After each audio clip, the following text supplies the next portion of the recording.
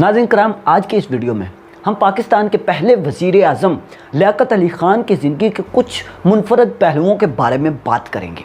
अस्सलामुअलैकुम, मैं हूं वासिफ़ अली और आप देख रहे हैं यूट्यूब चैनल। जिस भी मेरे दोस्त ने मेरे चैनल को सब्सक्राइब नहीं किया उससे गुजारिश है कि वो मेरे चैनल को सब्सक्राइब ज़रूर करें ताकि मेरी न्यू आने वाली वीडियो आप तक सबसे पहले पहुँच सकें। तो चलिए नाज़रीन करम, टाइम को वेस्ट किए बगैर हम इस वीडियो को भी स्टार्ट करते हैं।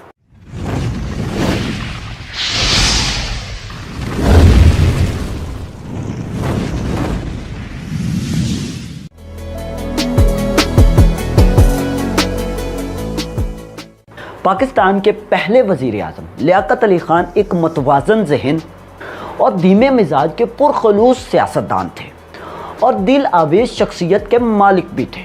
क़ायदे आज़म के इंतकाल के बाद इन्होंने अपनी सियासी बसीरत और अपने अज़्म इस्तकामत के साथ मुल्क पाकिस्तान को संभाला और दस्तूर साज असम्बलियों से करारदाद पाकिस्तान मंजूर करवाए। पाकिस्तान के आइन को किताब सुन्नत का पाबंद किया। शहादत इनके मुकद्दर में थी।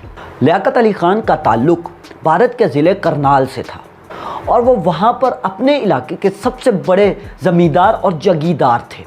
लेकिन इन्होंने तक़सीम हिंद के बाद ना सिर्फ अपनी वो सारी जायदाद ज़मीनें छोड़ दी बल्कि पाकिस्तान में आकर उन जायदाद के इवज़ किसी किस्म का क्लेम भी जमा नहीं करवाया था। लियाकत अली ख़ान के पास पाकिस्तान में ना तो 1 इंच ज़मीन, ना कोई बैंक अकाउंट और ना ही कोई जायदाद थी।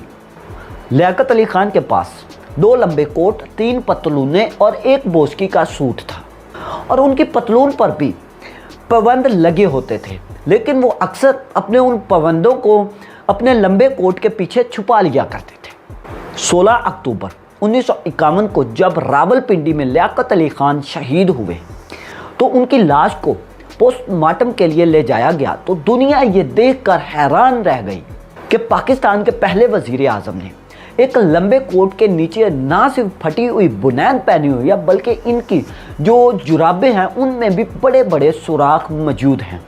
शहादत के वक़्त ना सिर्फ खान साहब का अकाउंट खाली था बल्कि घर में कफन दफन के लिए भी किसी किस्म की कोई रकम मौजूद नहीं थी। लियाकत अली ख़ान अपने टेलर हमीद दर्जी और एक करियाना स्टोर के भी कर्जई थे। बेगम रयाना लियाकत अली ख़ान ने लियाकत अली की वफ़ात के बाद हुकूमत पाकिस्तान को बताया कि हुकूमत ने वज़ीर आज़म हाउस के लिए चीनी का कोटा तय कर रखा था। जब यह कोटा ख़त्म हो जाता था तो वज़ीर आज़म को, उनकी बीवी को, उनके वालिदैन, उनके बच्चों सबको फीकी चाय पीना पड़ती थी। 50 की दहाई में एक ब्यूरोक्रेट्स ने बेगम रयाना लियाकत अली ख़ान से पूछा कि इंसान अपनी ज़िंदगी में अपने बीवी और बच्चों के लिए कुछ ना कुछ तो ज़रूर जमा करता है। खान साहब ने क्यों ना कुछ भी जमा किया। बेगम साहिबा ने जवाब दिया कि यही सवाल मैंने एक बार लियाकत अली ख़ान साहब से भी पूछा था, लेकिन उन्होंने जवाबन मुझे ये जवाब दिया कि मैं एक नवाब ख़ानदान से ताल्लुक़ रखता हूँ। मैंने अपनी ज़िंदगी में कभी भी एक लिबास को दूसरी बार नहीं पहना था। मेरे घर वालों ने मुझे ऑक्सफोर्ड यूनिवर्सिटी से तालीम हासिल करवाई और हम लोग खाना खाते या ना खाते थे मगर हमारे घर में हर रोज़ कम से कम 100 लोगों का खाना ज़रूर पकता था। लेकिन जब से मैंने वज़ीर आज़म पाकिस्तान का हलफ उठाया तो तभी मैंने अपने आप से ये पूछा कि लियाकत अली ख़ान, अब तुम्हें या तो नवाबी या वज़ारत उज़्मा में से एक को चुनना होगा।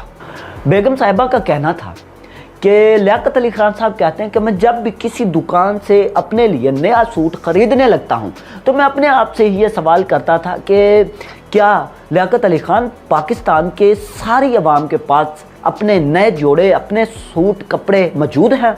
मैं जब अपना मकान बनाने का सोचता तो तब मैं अपने आप से फिर से ये सवाल करता कि क्या पाकिस्तान के तमाम लोग अपने ही मकान में रह रहे हैं। और जब मैं अपने और अपने बीवी बच्चों के लिए कुछ रकम जमा करने का सोचता हूँ तो फिर यही सवाल मैं अपने आप से भी पूछता हूँ, क्या पाकिस्तान के तमाम लोगों के बीवी बच्चों के पास एक मुनासिब रकम मौजूद है। जब मुझे इन तमाम सवालों का जवाब नफ़ी में मिलता तो मैं फिर अपने आप से ही कहता कि लियाकत अली ख़ान एक गरीब मुल्क के वज़ीर आज़म को नया लिबास, लंबा चौड़ा दस्तरखान और नया घर ज़ेब नहीं देता। ज़माना बड़े शौक़ से सुन रहा था। ہم سو گئے داستاں کہتے کہتے۔ ناظرین کرام، 16 اکتوبر 1951 کو جب راولپنڈی کے لیاقت باغ میں ایک جلسے سے خطاب کرنے کے لیے وہ کراچی کے گھر سے روانہ ہوئے تو اس وقت ان کے بیٹے اکبر اور اشرف سکول کے لیے روانہ ہو رہے تھے۔ اکبر نے کہا کہ ابو جان ہم آپ کے ساتھ پنڈی چلیں گے، تو اس وقت لیاقت علی خان نے اپنے بیٹے کو کہا کہ نہیں بیٹا، تم آج سکول ہی جاؤ گے۔ راولپنڈی میں 4 بجے کے قریب وہ جلسہ گاہ پہنچے اور تقریباً 15 منٹ کے بعد ہی وہ تقریر کے لیے کھڑے ہو گئے تھے۔ ابھی انہوں نے صرف برادران ملت ہی کہا تھا کہ سید اکبر نامی بندے نے ان کے اوپر سیدھا فائر کر دیا۔ 2 گولیاں ان کے سینے میں لگی، جن میں سے تیزی سے خون رسنا شروع ہو گیا۔ ان کے پولیٹیکل سیکرٹری ان کے بالکل پیچھے بیٹھے ہوئے تھے۔ انہوں نے انہیں سہارا دیا اور لیاقت علی خان کو پکڑ لیا۔ لیاقت علی خان نے نیف آواز میں کہا کہ مجھے گولی لگ گئی ہے، اونچی سے کلمہ پڑھا اور کہا کہ خدا پاکستان کی خیر کرے۔ شہادت پاکستان کے پہلے وزیر اعظم کا مقدر تھی۔ ان کی وفات پر تمام ملک سوگوار تھا۔ انہیں کراچی میں قائد اعظم کے پہلو میں ہی دفنایا گیا تھا۔ آج تک ان کے قاتل کا کوئی سراغ نہیں مل سکا۔ میری دعا ہے کہ پروردگار ان کی لہد کو تا قیامت تک منور رکھے۔